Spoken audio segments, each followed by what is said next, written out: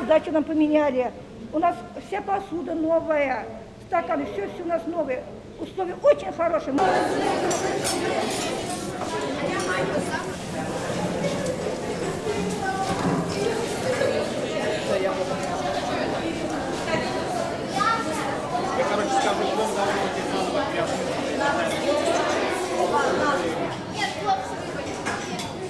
Такую масштабную работу невозможно сделать единоразово, то есть она будет продолжаться обязательно, и я надеюсь, что нам хватит сил, средств и воли для того, чтобы эту работу завершить. Все школьные столовые будут отремонтированы.